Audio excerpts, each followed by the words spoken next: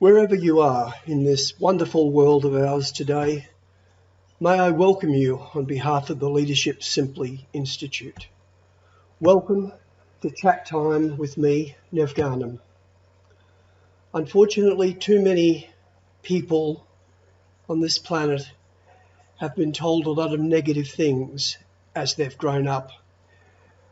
If you're one of those people, I'd like to encourage you to know and understand that you are far better than you think you are.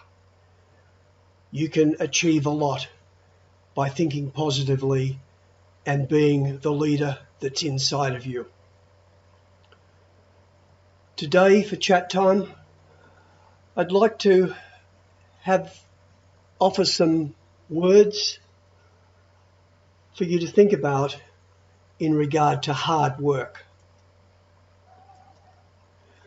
Now, what do we mean by hard work? Do we mean physically exhausting work? Maybe. Do we mean working long hours? Maybe. Do we mean complex work? Maybe. Do we mean tiring, dealing with difficult customers work? Maybe. Do we mean mentally exhausting work? Maybe. Do we mean you fill in the blank spaces of the type of work that you would imagine or consider is hard work? Now, why are there so many maybes against the responded answers in that last slide? It's the same problem as putting any descriptor against a noun. Let me ask you a question. Is this a picture of a hard rock? Now, depending on who you are, depending on your background, depending on your professional skill set, depending on your point of view, you may be an engineer or a builder who's looking at that and determining whether it's a hard rock in terms of its resistance or what's needed from a pounds per square inch measure to crush it. But on the other hand, if a child has thrown a rock at you and it's hit you in the eye, are you going to say it's a hard rock or a soft rock? And hard depends on your profession and your point of view. And we need to think about that regardless of whatever word we might put with a noun. Because nouns tend to be the fact pieces on this planet. Putting more words with a noun really makes it an opinion in so many ways, and opinions will differ from one person to the next. So just as we thought about hard rock, we have a similar problem with the hard part of hard work. A widely spreading mantra of today, one that's spread quite widely by the technology industry, is work smarter, not harder. And this has been very much a selling point for many of the technology companies over recent years, that you need to use their technology so that you can work smarter, not harder. Now, what we tend to be trying to do is pretend that all technology makes it easier for us. Just use technology, everything will be sweet. We don't have to work harder to achieve the goals, achieve the outcomes, achieve the objectives that we're trying to achieve.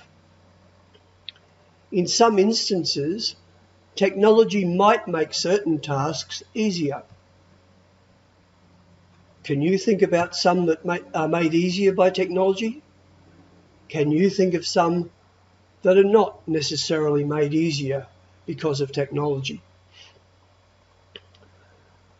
In my view, I've seen too many instances where technology can make tasks more disruptive, more unfocused, more difficult because of what happens with the technology. Now, if you have a look at chapter 3 of my book, I've given some examples of research that I did back about 9 years ago of the disruptive nature of phone calls, emails, and meetings. And one of the things that I suggested to many of my staff over many years past was that if they're trying to focus on getting something finished, then turn off the phones, ignore the emails, try and avoid meetings during those times. So if they've got to set aside 2 hours, 3 hours, or whatever to focus on what they're doing, then that's what they ought to do, regardless of who is trying to interrupt them with phone calls or emails or meetings. And some of the research of that time suggested that for corporate time, 48% of the time is often unproductive, inefficient, or ineffective. Now, since that time, I've got this concern that some of the things that have been introduced with our technology, in fact, is more disruptive. We've got these pings coming in on our phones or on our online meetings or in various other ways, and we don't know their importance. So we can become very disrupted in trying to do the tasks that we're trying to do in order to get the outcomes that we're trying to achieve. We need great caution in how this work smarter, not harder concept is encouraged, is put into action.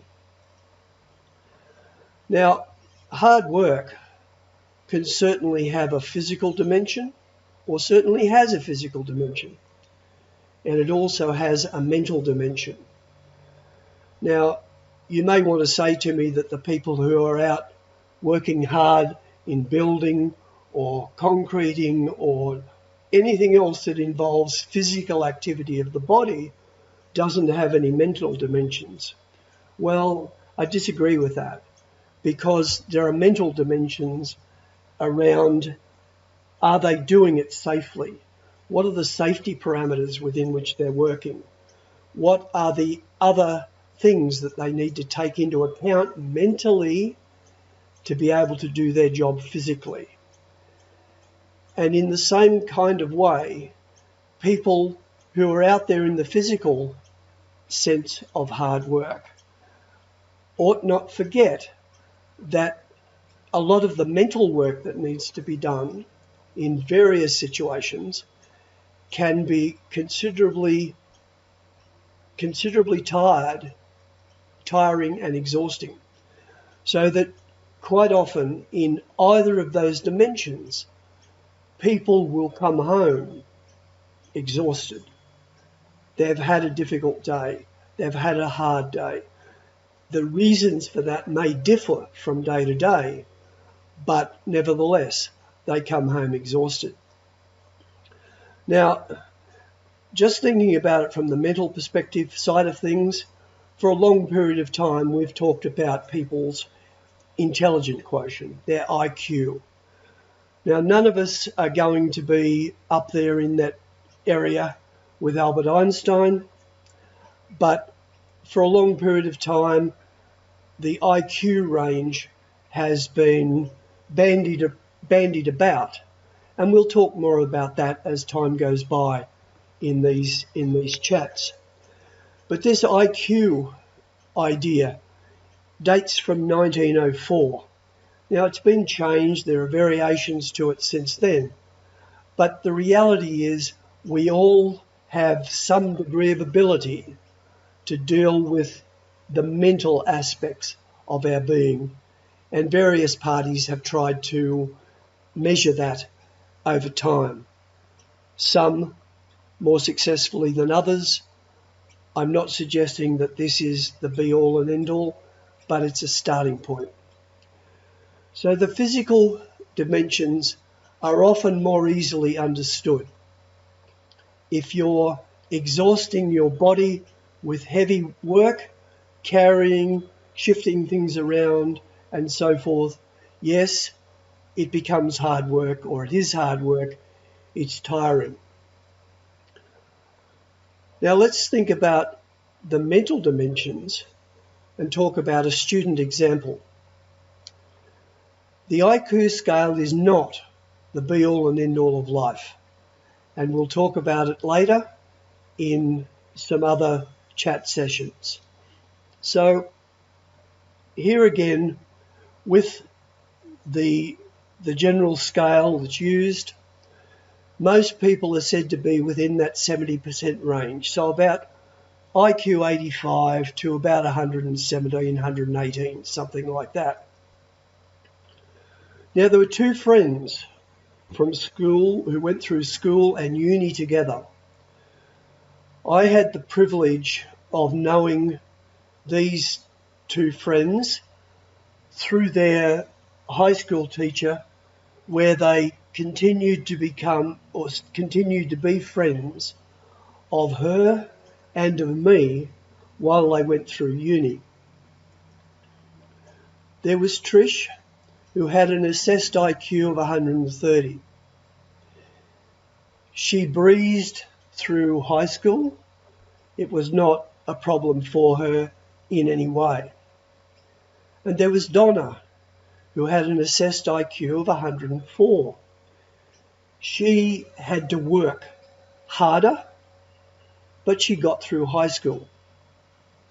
Both of them went to uni, doing the same degree course and the same subjects.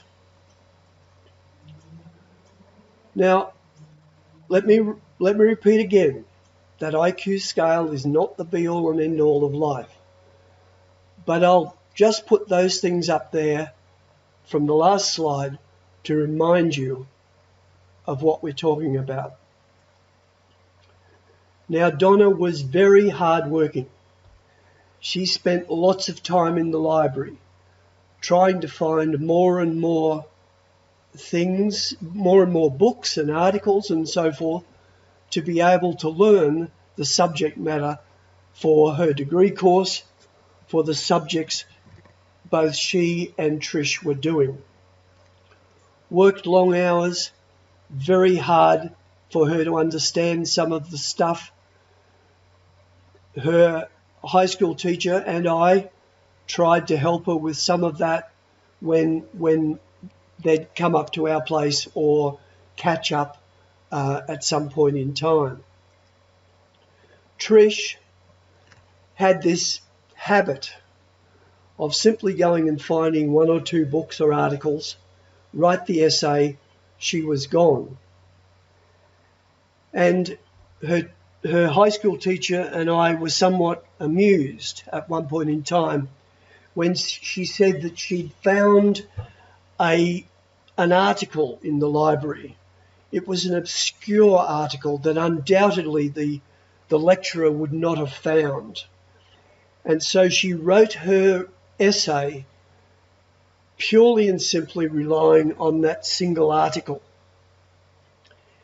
We tried desperately to explain to her that if that article was in the library, it was indexed, and there was a pretty fair chance that the lecturer in that subject matter would have known that particular article if he was a half-decent lecturer. Now, at the end of the day, they both graduated. They both got through their degree course, they both got through their subjects, and they both graduated. But in terms of their results, Trisha's results were not that much better than Donna's results, which Donna had worked very, very hard for. So in my view, what I'm suggesting to people is that perspective needs discussion, needs people to listen, need to collaborate with other people to be able to work hard and learn what is needed. And it requires the greatest possible respect for other people, because other people will have different points of view. When people read things, they don't necessarily take the same things away from those articles. When they discuss things, they don't necessarily take away the same thoughts from that discussion as everybody else does in the discussion. But there's a very great need to listen and to collaborate. And there's a very great need to respect the opinions of other people, even if you disagree with them, even if you think they're wholly wrong. They have a right to their opinion. It may be proven right, it may be proven wrong at a later point in time, but you need to respect the opinions of those other people. And wherever possible, in whatever you do, you need to help build up other people. Other people can be put down, can go into very sad states of being if they constantly hear negative things about themselves, because as I said near the beginning, there are too many people who have heard negative things about themselves as they were growing up, and they've heard those from all kinds of people.